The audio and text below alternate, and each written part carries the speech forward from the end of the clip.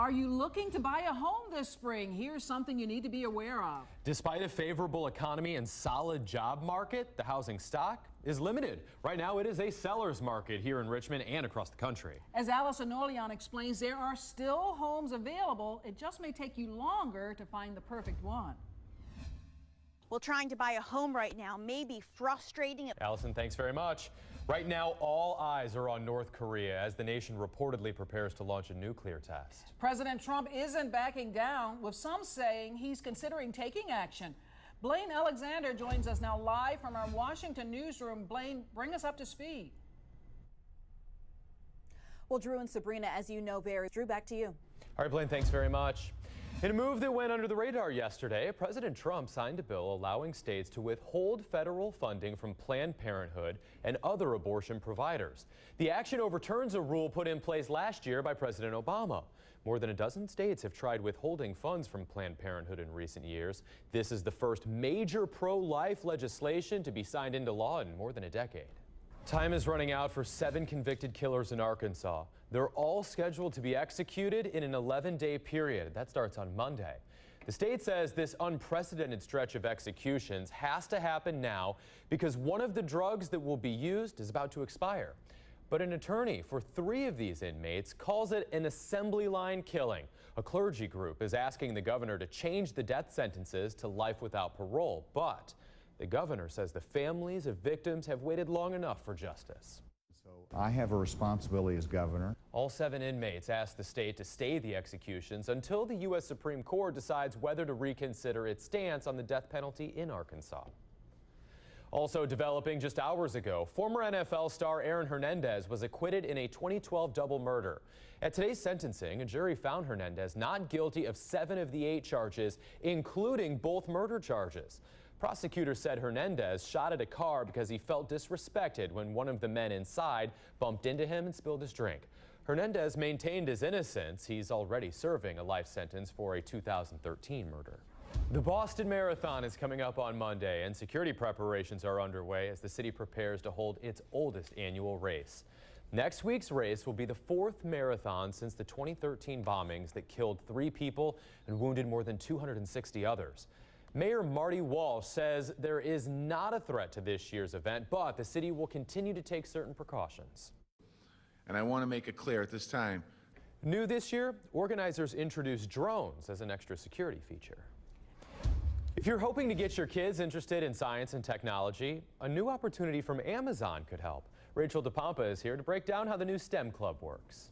Schools are putting a huge emphasis on STEM education right now. Caught on camera, an autographed football from San Francisco 49ers Hall of Famer Jerry Rice is swiped from this charity event. The fundraiser was held to help orphans with special needs in China. Minutes after the football was bought at the auction, the thief came in and snatched it. Amy Yu won the football for $3,500. She said it was surprising to her that people would steal things at a charity event of all places. And she was thinking about taking it back to China. Yu says if the man brings it back, she won't press charges. First at 5, we told you about one of Richmond's most popular Easter traditions, the Parade on Monument. But there's also a family-friendly event at Maymont that's just as fun. Here's Tracy Lynn with everything you need to know. The next installment of the Star Wars franchise no longer feels like it's in a galaxy far, far away. The first trailer for The Last Jedi debuted today, and it's awesome. This is the 8th episode in the popular space saga, and a direct follow-up to 2015's The Force Awakens. The late Carrie Fisher, who finished filming her scenes before her death in December, will return as the now General Leia.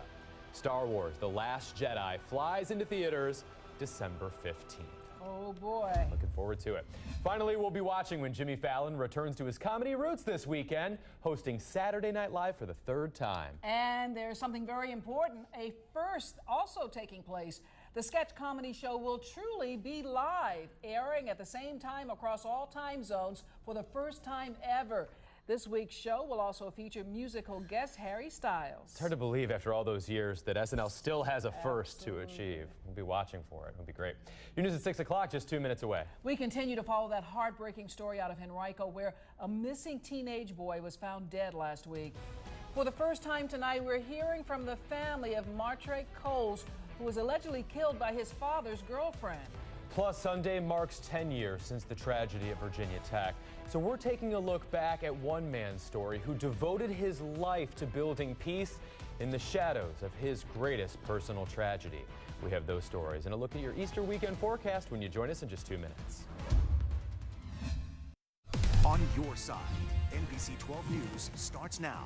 He didn't deserve this. He didn't deserve it. He didn't deserve this at all. The VCU community is preparing to remember the life of senior Samuel Kwarteng. The 20-year-old was found shot to death on a porch on West Moore Street in the Carver neighborhood. Jasmine Turner is live now on VCU's campus. Jasmine, how are they honoring the student? A live look outside right now, winding down what's been a very beautiful week as we kick off this holiday weekend. We check in with meteorologist Jim Duncan. Jim, very spring-like temperatures this week and very spring-like allergens out there. It's been rough for a lot of people. As the pollen counts I'm going to talk about in a second, as high as they typically go around here this time of year. Tonight, an Ashland man is leading the charge to protect our four-legged friends from the dangers of Mother Nature.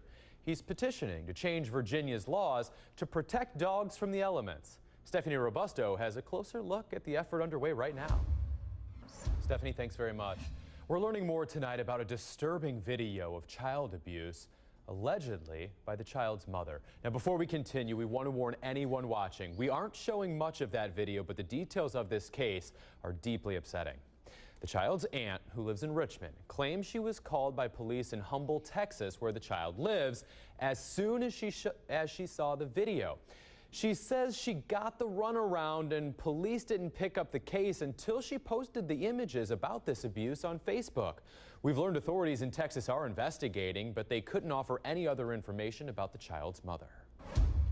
The First Alert Weather Team is keeping a close eye on your Easter forecast. Will the weekend be just as nice as it was today? Find out when Jim breaks down what you can expect this weekend in his hour-by-hour forecast in just a few minutes. Meanwhile, Tracy Lynn is following all of the Easter events this weekend. Hey, Tracy. The weather looking good for one of Richmond's favorite holiday traditions, Easter on Parade. More than 25,000 people are expected to pack Monument Avenue Sunday afternoon. Tracy Lynn is live on Monument Avenue right now. Tracy, what can people expect to see out there this year? To see more about what we're working on for the News at 11, you can join us over on the NBC 12 Facebook page or always follow us on Twitter. Nightly news coming your way next, but your local news continues at 6:30 on the CW Richmond. We'll see you at 11. Have a good night. On your side, NBC 12 News at 11 starts with breaking news. Breaking right now, an Amber Alert for 2 little boys who police believe are in extreme danger. That's because authorities say they're with their mother, who's threatened to kill them. She claimed she would shoot her children if the father did not give her money. 5-year-old Dominique Eugene Jarvis and 1-year-old Messiah Kyan Jones Jarvis were last seen in the 1100 block of Carrington Crescent in Portsmouth this morning. Investigators believe they are with 24-year-old Asia D. Jarvis. She's 5 foot 8 inches tall, weighs about 215 pounds. They might be traveling in a black Jeep, possibly a Patriot. Now, if you think you've seen them, you're urged to contact Virginia State Police right away. The number is 1-800-VA-CHILD. And tonight, family and friends came together to honor the life of a VCU student who was shot and killed Thursday in the Carver community. Senior Samuel Kwarteng was set to graduate in just a few weeks. Jasmine Turner was at tonight's vigil where a devastated community remembered this young man's life. Here's a live look outside right now where it's a cool but pleasant night across the metro area. Will the rest of our Easter weekend be as nice? Find out in just a few minutes. Meteorologist Jim Duncan is standing by with an hour-by-hour forecast.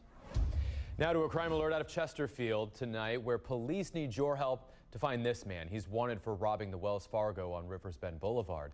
Police tell us he walked into the bank just before 5 o'clock this evening, handed the clerk a note demanding money, and then ran away. He's described as a black male in his early to mid-30s, a medium build, some facial hair, and was wearing glasses. He was also wearing a plaid shirt and a hat. If you know where he is or who he might be, call Crime Solvers. That number is 748-0660. This Sunday marks 10 years since the deadliest school shooting in U.S. history. On April 16, 2007, 32 students and faculty were gunned down by fellow students Sung-Hoo Cho. This weekend, there will be several events happening on Virginia Tech's campus to honor those victims. One person who will return to campus to reflect on the tragedy will be shooting survivor Heidi Miller. Heidi was a freshman when the gunman came into her French class at Norris Hall and killed her teacher, Jocelyn Couture-Nowak, along with 11 other students.